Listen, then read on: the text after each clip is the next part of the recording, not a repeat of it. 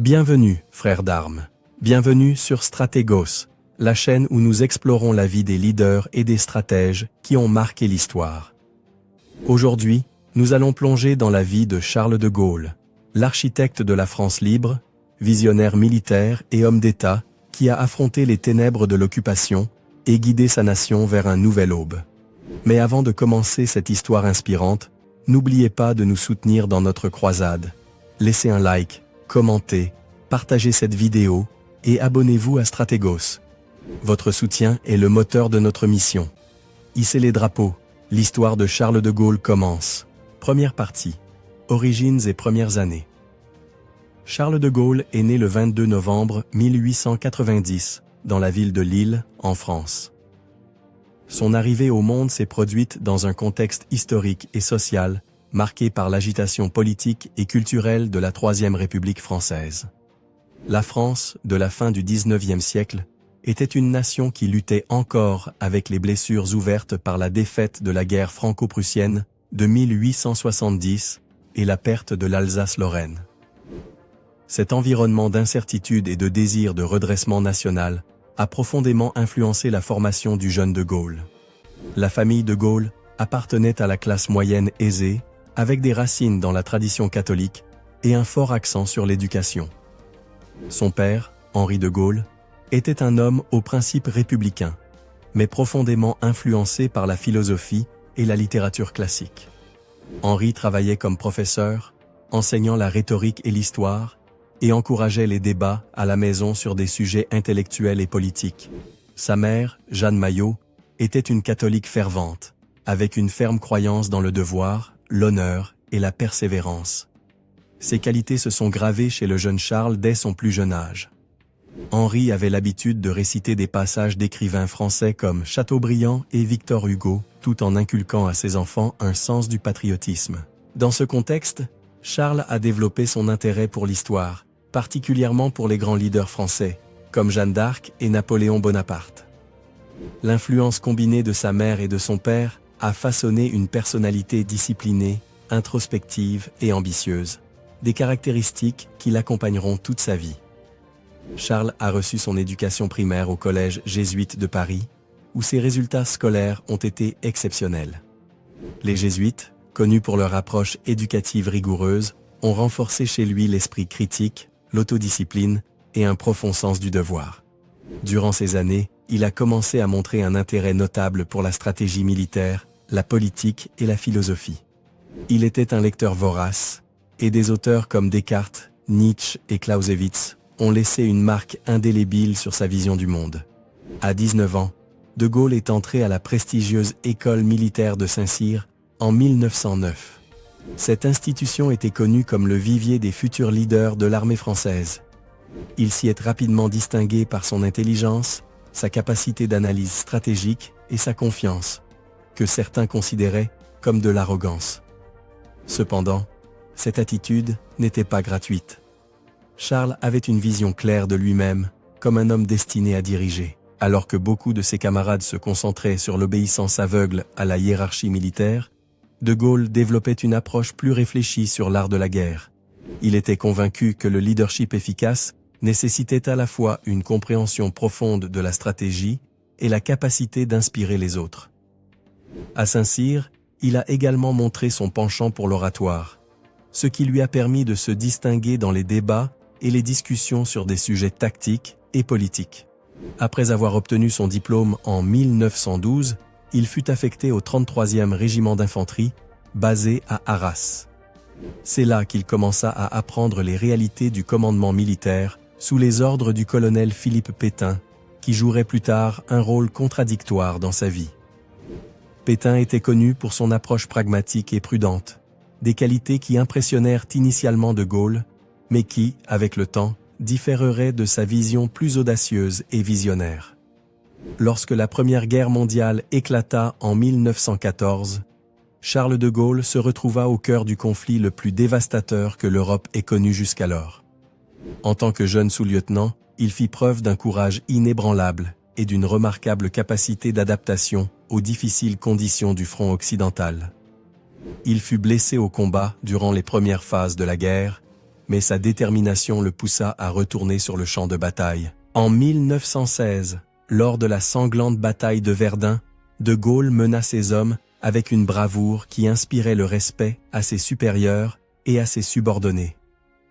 Cependant, c'est aussi à Verdun qu'il connut l'un des moments les plus difficiles de sa vie.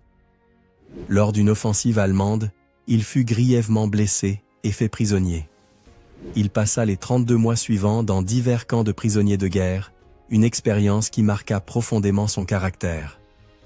Bien que pour beaucoup cette capture aurait signifié une défaite personnelle, pour Charles de Gaulle ce fut l'occasion de réfléchir et d'apprendre.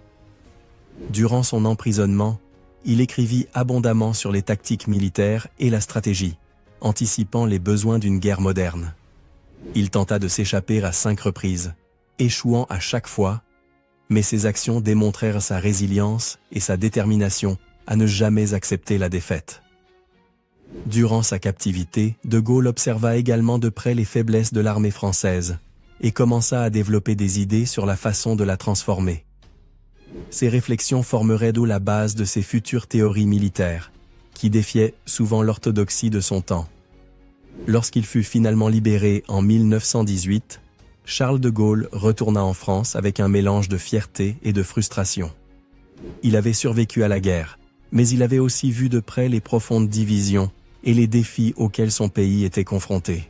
Malgré ses blessures physiques et émotionnelles, il était plus déterminé que jamais à jouer un rôle actif dans la renaissance de la France. Les années suivant la guerre furent une période d'apprentissage et de croissance.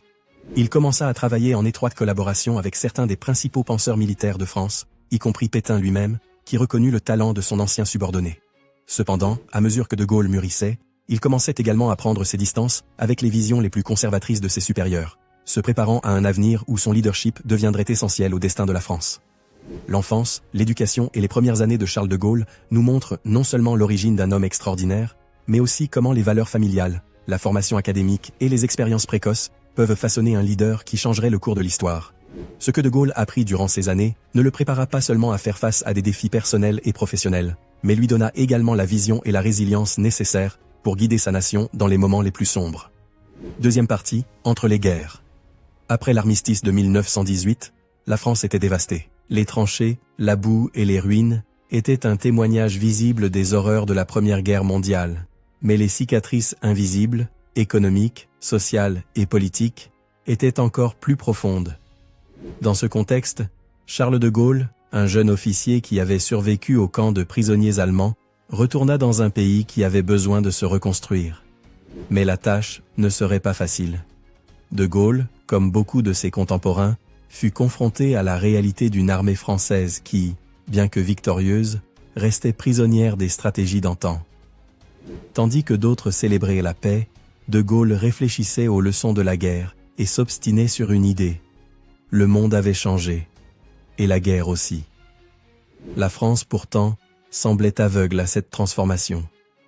Affecté à l'état-major après la guerre, de Gaulle se plongea dans le travail administratif, non sans une certaine frustration. Si ses capacités analytiques étaient reconnues, sa vision et son ambition se heurtaient à la mentalité conservatrice de la hiérarchie militaire. Le jeune officier commença à élaborer ce qui allait marquer sa carrière.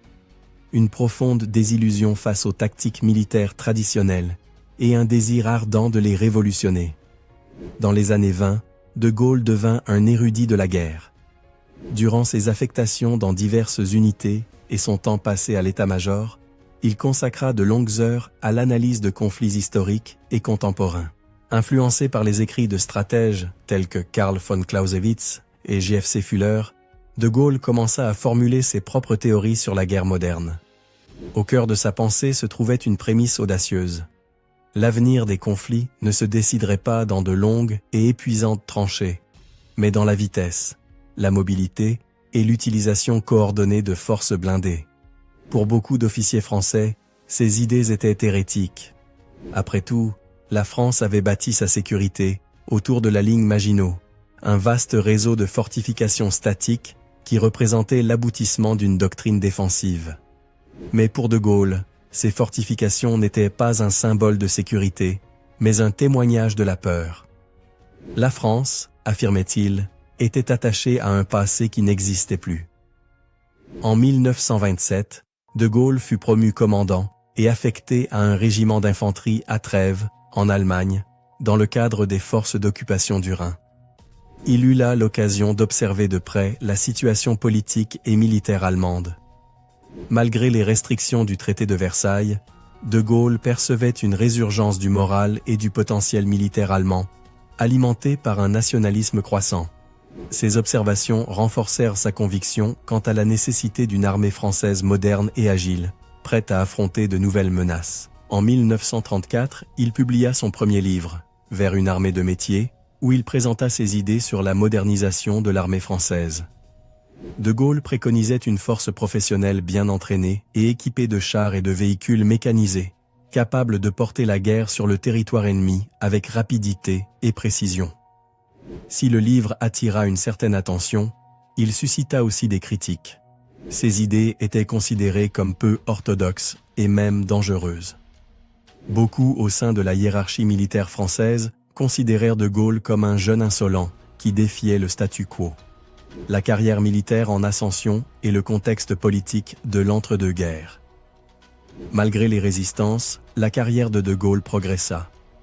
En 1937, il atteignit le grade de lieutenant-colonel et fut affecté au 507e régiment de chars, une position qui lui permit de mettre en pratique certaines de ses théories sur la guerre mécanisée. Cependant, ses tentatives pour influencer la doctrine militaire française se heurtèrent à une bureaucratie rigide et à une vision militaire profondément ancrée dans le passé. Parallèlement, le paysage politique européen se détériorait rapidement. Les années 30 furent marquées par la Grande Dépression, l'ascension d'Adolf Hitler en Allemagne et le renforcement des régimes totalitaires en Italie, en Espagne et en Union soviétique. La France, politiquement instable et divisée entre factions de gauche et de droite, luttait pour maintenir son unité. En Allemagne, Hitler défia ouvertement le traité de Versailles, réarmant le pays et annexant l'Autriche en 1938. La France, craignant un nouveau conflit, adopta une politique d'apaisement, permettant à l'Allemagne de gagner en puissance. De Gaulle observa ces événements avec inquiétude. Alors que de nombreux dirigeants français se fiaient à la ligne Maginot pour leur protection, De Gaulle savait que la prochaine guerre serait différente et que la France n'était pas préparée. Dans ce contexte, De Gaulle continua d'être une voix solitaire. En 1938, il publia Le fil de l'épée, une œuvre qui combinait philosophie et stratégie militaire. Dans celle-ci, De Gaulle explorait la relation entre le leadership, la volonté et l'innovation dans le contexte militaire. Il défendait l'idée qu'un véritable leader devait être audacieux, capable d'inspirer et disposé à défier les normes établies. Bien que le livre ait été bien accueilli dans certains cercles intellectuels, il ne parvint pas à changer les politiques de l'armée française. L'éclatement de la Seconde Guerre mondiale en 1939 marqua le début d'une période décisive pour De Gaulle. Dans les mois précédents, il avait averti à plusieurs reprises de la menace que représentait l'Allemagne, mais ses appels à la modernisation de l'armée tombèrent dans l'oreille d'un sourd.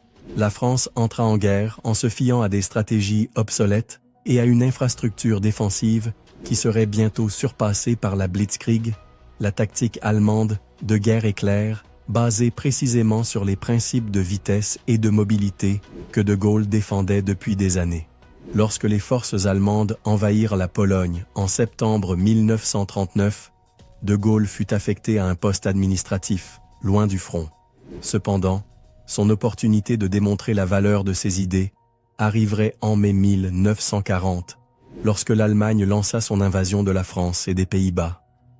Au milieu du chaos de la défaite française, De Gaulle fut appelé à diriger une division blindée, dans une tentative désespérée de freiner l'avancée ennemie. Bien que sa division ait obtenu quelques succès tactiques, démontrant l'efficacité des forces mécanisées, la défaite de la France était inévitable. Pour De Gaulle, la chute de son pays fut une tragédie, mais aussi une confirmation de ce qu'il avait averti pendant des années. L'effondrement de l'armée française n'était pas seulement le résultat de la supériorité allemande, mais aussi du manque de vision et de préparation de ses dirigeants. En cette période de crise, De Gaulle commença à émerger comme une figure de leadership. Sa détermination, sa capacité d'adaptation et sa vision stratégique le différencieraient des autres officiers français, marquant le début d'une carrière qui le mènerait à diriger la résistance contre l'occupation allemande et, éventuellement, à redéfinir le rôle de la France dans le monde. Troisième partie, la Seconde Guerre mondiale. En mai 1940, le rugissement de la guerre résonna en Europe lorsque l'Allemagne nazie lança son offensive sur la France. Avec une stratégie basée sur la Blitzkrieg, une tactique de guerre éclair qui combinait des attaques rapides avec des chars, de l'aviation et des troupes mécanisées, les Allemands traversèrent les frontières avec une efficacité dévastatrice. En quelques semaines, la ligne Maginot, le pilier de la défense française, devint complètement obsolète. L'armée française, désorganisée et prise au piège de stratégies dépassées, s'effondra face à la force écrasante allemande. Dans ce chaos, Charles de Gaulle émergea comme une figure qui refusait d'accepter la défaite. Nommé en juin 1940 sous-secrétaire d'État à la Défense par le Premier ministre Paul Reynaud, de Gaulle se trouva dans une position d'influence, bien que limitée. En ce moment critique, il défendit une position claire.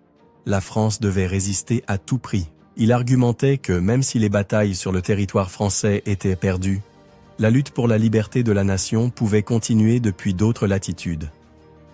Cependant, tandis que de Gaulle prônait une résistance totale, d'autres leaders français, dont le maréchal Philippe Pétain, optèrent pour la capitulation. Pour de Gaulle, la reddition n'était pas une option. La chute de la France n'était pas la fin, mais le commencement d'une nouvelle phase de lutte. Le 17 juin 1940, Pétain annonça que la France rechercherait un armistice avec l'Allemagne. Cet acte marqua la chute de la Troisième République et le début du régime de Vichy, un gouvernement collaborationniste qui accepta l'occupation nazie d'une grande partie du pays. De Gaulle, horrifié par ce qu'il considérait comme une trahison de la nation, prit une décision qui changerait sa vie et le destin de la France: fuir à Londres. Le 18 juin 1940, de Gaulle, exilé et isolé, s'adressa depuis les studios de la BBC à Londres. Son discours, connu sous le nom de l'Appel du 18 juin, est l'un des moments les plus emblématiques de la Seconde Guerre mondiale. Dans celui-ci, de Gaulle exhorta les Français à ne pas se rendre, à le rejoindre et à poursuivre la lutte contre les nazis. Bien que peu l'ait entendu à ce moment-là, le message résonnerait profondément dans les années suivantes. Voici ces mots-clés. La France a perdu une bataille, mais la France n'a pas perdu la guerre. Tout n'est pas fini, car cette guerre est une guerre mondiale. Dans l'univers libre, des forces immenses n'ont pas encore été mobilisées. Un jour, ces forces écraseront l'ennemi. Ce jour-là, la France doit être présente à la victoire. Avec ces mots, de Gaulle planta la graine de ce qui deviendrait la résistance française. Il n'avait pas d'armée, ni de ressources, ni le soutien immédiat des autorités en France, mais il avait une vision et une volonté inébranlables. À partir de ce moment, il commença à construire ce qui serait connu sous le nom de France libre. Depuis Londres, de Gaulle travailla sans relâche pour s'imposer comme le leader légitime de la résistance française. Il créa le Comité national de la France libre, une organisation qui servirait de gouvernement en exil et de noyau de la lutte contre l'occupation nazie. Mais son chemin fut semé d'embûches. L'un des plus grands obstacles pour de Gaulle fut de gagner la confiance des Alliés. Winston Churchill, bien qu'il admirât sa détermination, avait des réserves sur le caractère obstiné de Gaulle. Franklin D. Roosevelt, d'un autre côté, était encore plus sceptique. Le président américain préférait, du moins au début, traiter avec le régime de Vichy, croyant pouvoir l'influencer en faveur de la cause alliée. Pour de Gaulle, c'était une offense. Il devait non seulement lutter contre les nazis, mais aussi pour la reconnaissance de son autorité comme leader de la France. Malgré ces tensions, de Gaulle se révéla un maître de la diplomatie et de la communication. Il utilisa chaque occasion pour renforcer sa légitimité, soulignant qu'il représentait non seulement les Français en exil, mais aussi les millions qui résistaient en France, secrètement ou ouvertement. Sous son leadership, les forces de la France libre commencèrent à prendre forme. Des volontaires français rejoignirent ses rangs depuis diverses parties du monde, de l'Afrique au Moyen-Orient. À chaque petit triomphe, De Gaulle consolidait sa position. Pendant ce temps, au sein de la France occupée, la résistance commençait à s'organiser. Bien que fragmentée dans ses débuts, la résistance trouva en De Gaulle une figure unificatrice. Sa voix, transmise par la radio, devint un symbole d'espoir et de défi. Les messages de la BBC, codés et transmis à la résistance, jouèrent un rôle crucial dans la coordination des activités clandestines, du sabotage à l'espionnage. La relation entre la résistance intérieure et De Gaulle ne fut pas toujours aisée. Certains leaders de la résistance contestèrent son autorité ou craignaient qu'il soit trop déconnecté de la réalité sur le terrain. Cependant, De Gaulle œuvra à intégrer ces réseaux dans sa vision plus large d'une France unie, luttant autant de l'intérieur que de l'extérieur. Au fur et à mesure que la guerre progressait, la relation de Gaulle avec les Alliés devint de plus en plus complexe. Bien que Churchill fût son principal allié, leurs interactions furent marquées par de fréquents désaccords. Churchill, pragmatique, privilégiait la relation avec les États-Unis et les autres puissances alliées, tandis que De Gaulle insistait sur l'indépendance de la France libre et son droit à décider de l'avenir du pays. Le moment de plus grande tension arriva en 1942, lorsque les Alliés lancèrent l'opération Torche, une invasion du nord de l'Afrique contrôlée par le régime de Vichy. Initialement, les Alliés tentèrent de négocier avec des leaders de Vichy, comme l'amiral François Darlan, ce qui indigna De Gaulle. Pour lui, tout arrangement avec Vichy était une trahison de la cause de la résistance. Malgré ces conflits, De Gaulle réussit à maintenir sa position. Sa capacité à défier les Alliés sans les aliéner complètement témoigne de son habileté politique. Petit à petit, il gagna le respect et la reconnaissance qu'il recherchait. En 1943, le Comité national de la France libre se transforma en Comité français de libération nationale. Un gouvernement provisoire qui poserait les bases de la future libération de la France. Alors que la guerre approchait de son apogée, De Gaulle s'imposa comme le leader incontesté de la résistance française. Sa persévérance, sa vision stratégique et sa capacité à unir les Français sous une cause commune le distinguèrent. Bien que sa relation avec les Alliés fût tendue, il réussit à maintenir la France à la table des négociations, s'assurant que son pays joue un rôle actif dans la libération et dans la reconstruction du monde d'après-guerre. Cette période marqua la transformation de Gaulle d'officier militaire en homme d'État. Dans les moments les plus sombres de l'occupation, sa voix fut un phare d'espoir pour des millions de personnes. Son célèbre discours du 18 juin et son leadership en exil n'inspirèrent pas seulement les Français, mais démontrèrent aussi que, même dans les circonstances les plus désespérées, la volonté de résister pouvait prévaloir. Quatrième partie, la libération de la France. Le 6 juin 1944, les côtes de Normandie devinrent l'épicentre du début de la fin de l'occupation allemande en Europe. L'opération Overlord, le plus grand débarquement amphibie de l'histoire, marqua le commencement de la libération de la France. Des troupes alliées, dirigées par les États-Unis, le Royaume-Uni et le Canada, firent face à une farouche résistance allemande sur des plages comme Omaha, Utah, Gold, Juno et Sword. Pour Charles de Gaulle, ce moment était non seulement crucial sur le plan militaire, mais aussi politique. Bien que sa France libre ait réussi à se consolider comme un symbole de résistance, son leadership continuait de faire face à des défis. Comment s'assurer que la France émerge comme une nation indépendante et non comme un satellite sous l'influence des Alliés? Le débarquement en Normandie déclencha une rapide avancée alliée vers l'intérieur de la France. Tandis que les forces américaines et anglaises menaient l'offensive militaire, De Gaulle travaillait inlassablement depuis Londres pour préparer son retour. Son objectif était clair, diriger la France dans sa libération, consolider son autorité et empêcher que les Alliés ne décident unilatéralement de l'avenir politique du pays.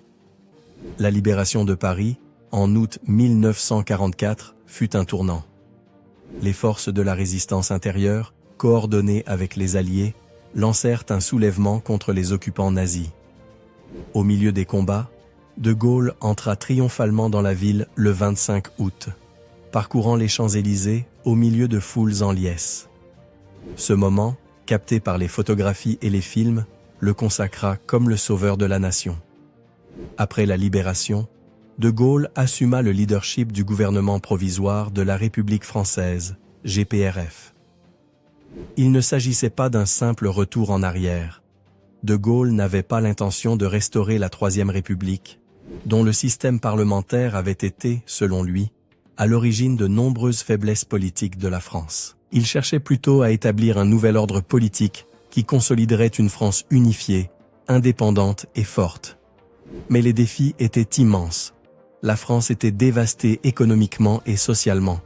Des villes détruites, une économie paralysée et une société divisée entre collaborateurs, résistants et une population traumatisée par des années de guerre et d'occupation. De Gaulle dut faire face à des tensions sur plusieurs fronts. Avec les Alliés, bien que De Gaulle ait lutté pour être reconnu comme le leader légitime de la France, les relations avec les États-Unis et le Royaume-Uni étaient tendues.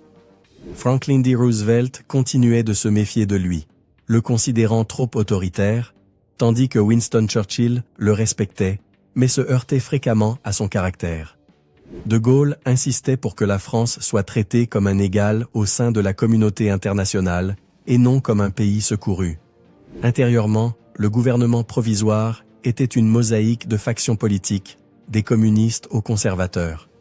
De Gaulle dut manœuvrer prudemment pour maintenir l'unité, tout en faisant face aux critiques de tous les côtés.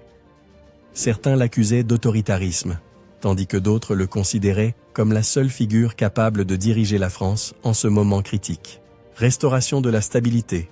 De Gaulle impulsa une série de réformes clés, notamment la nationalisation de secteurs stratégiques comme l'énergie et les transports, la création d'un système de sécurité sociale et la reconstruction économique. Ces mesures jetèrent les bases de la reprise, mais suscitèrent également la résistance de certains secteurs.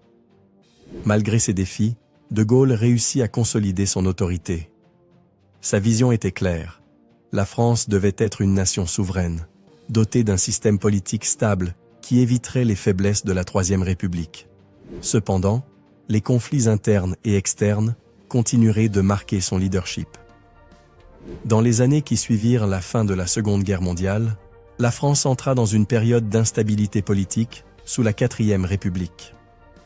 Entre 1946 et 1958, le pays connut une succession de gouvernements faibles et incapables de relever les défis de l'après-guerre.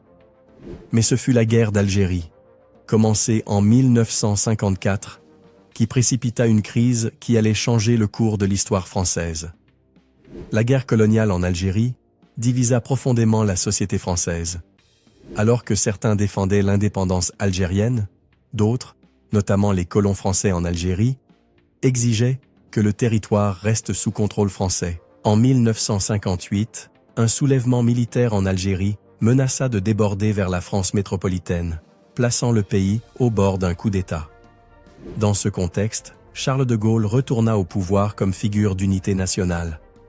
Bien qu'il se fût retiré de la vie politique active en 1946, sa réputation de leader de la résistance restait intacte. Le 1er juin 1958, il fut nommé Premier ministre avec des pouvoirs spéciaux pour résoudre la crise. De Gaulle profita de cette occasion pour impulser une transformation radicale du système politique français.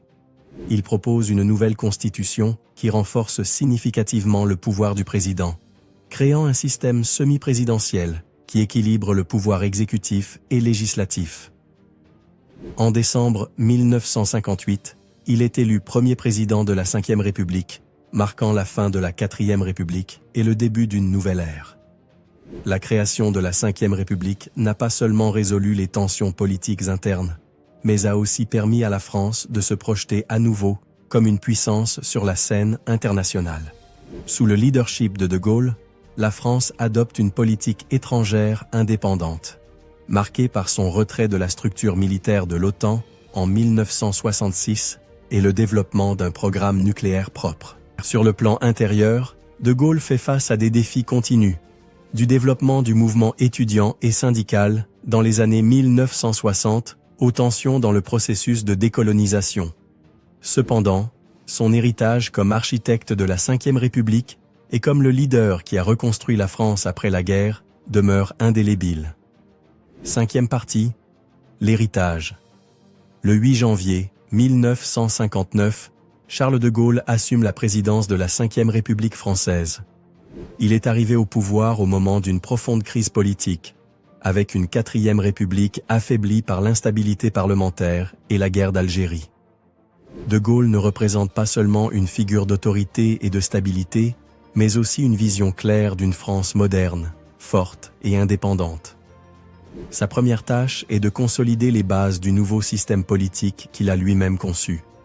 La Ve République, avec une constitution qui accorde de vastes pouvoirs au président, est conçue pour éviter les erreurs de la Troisième et de la Quatrième République, que de Gaulle a considérées comme inefficaces et sujettes au chaos.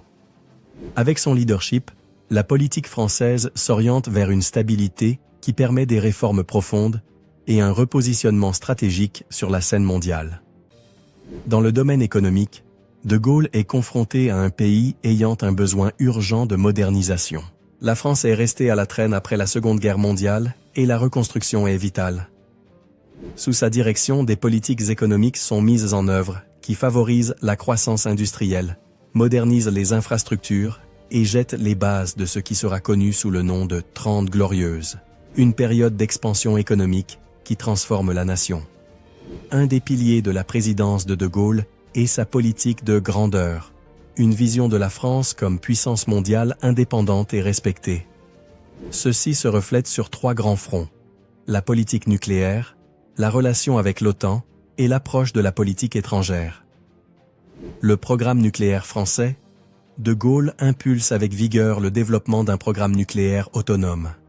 En 1960, la France effectue son premier essai nucléaire dans le désert du Sahara, devenant la 4e puissance nucléaire mondiale. Pour de Gaulle, l'arme nucléaire est un symbole d'indépendance stratégique et une garantie que la France ne dépendra pas des États-Unis ou de l'OTAN pour sa défense. Le retrait de la France de la structure militaire de l'OTAN, 1966. De Gaulle croit fermement que la participation de la France à la structure militaire intégrée de l'OTAN compromet sa souveraineté. Sa décision de retirer la France en 1966, bien que controversée, souligne sa détermination à maintenir une politique étrangère indépendante. Le message est clair: la France ne sera subordonnée à aucune superpuissance, ni aux États-Unis, ni à l'Union soviétique. Reconnaissance de la République populaire de Chine, 1964. De Gaulle rompit avec la politique traditionnelle de l'Occident en reconnaissant diplomatiquement la République populaire de Chine. Ce fut un coup stratégique visant à positionner la France comme un acteur clé sur la scène internationale, capable de prendre des décisions audacieuses et indépendantes. De Gaulle défendait une Europe des nations, rejetant la vision d'une Europe intégrée sous une autorité supranationale.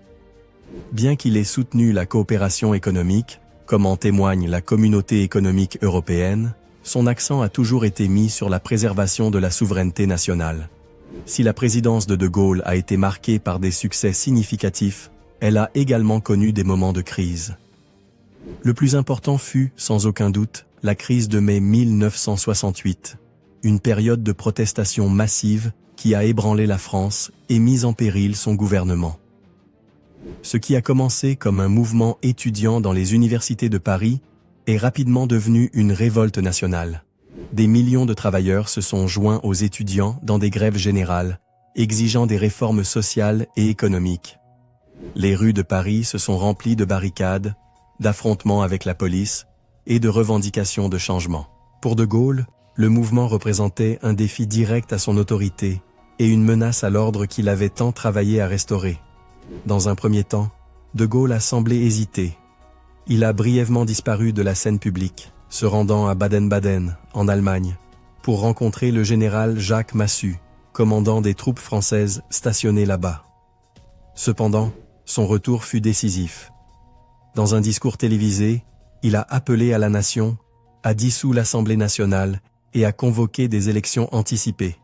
Sa position ferme, combinée au soutien de la majorité silencieuse des Français qui craignaient un effondrement social, lui a permis de surmonter la crise. Les élections de juin 1968 ont donné à de Gaulle et à son parti une victoire éclatante. Mais la crise a marqué un tournant. Bien qu'il en soit sorti victorieux, il est devenu clair que son lien avec les nouvelles générations et certains secteurs de la société française s'affaiblissait. Le 27 avril 1969, De Gaulle convoqua un référendum sur une réforme du Sénat et la décentralisation du pouvoir. Pour lui, ce référendum était plus qu'une question politique spécifique. C'était un plébiscite sur son leadership. Lorsque les résultats ont donné la victoire au non, De Gaulle a décidé de démissionner, fidèle à son principe selon lequel un leader doit avoir le soutien sans équivoque de la nation pour gouverner. De Gaulle s'est retiré dans sa résidence de Colombey-les-Deux-Églises, où il a passé ses dernières années à écrire ses mémoires. Le 9 novembre 1970, il est décédé, laissant derrière lui un héritage immense. Charles de Gaulle a transformé la France. Durant sa présidence, il a consolidé une nouvelle structure politique, modernisé l'économie et repositionné le pays comme une puissance mondiale indépendante. Bien que son style autoritaire et ses décisions aient parfois été controversées, sa vision d'une France souveraine et forte résonne encore en politique française. La Ve République qu'il a fondée demeure un témoignage de son héritage, fournissant la stabilité politique qu'il avait tant espérée. Sa politique d'indépendance, tant à l'intérieur qu'à l'extérieur de l'Europe, a établi un standard d'autonomie qui définit encore l'identité de la France sur la scène mondiale. Merci beaucoup d'être arrivé jusqu'au bout. Si vous avez aimé, laissez un like, abonnez-vous et partagez la vidéo pour atteindre plus de monde. À bientôt frères d'armes.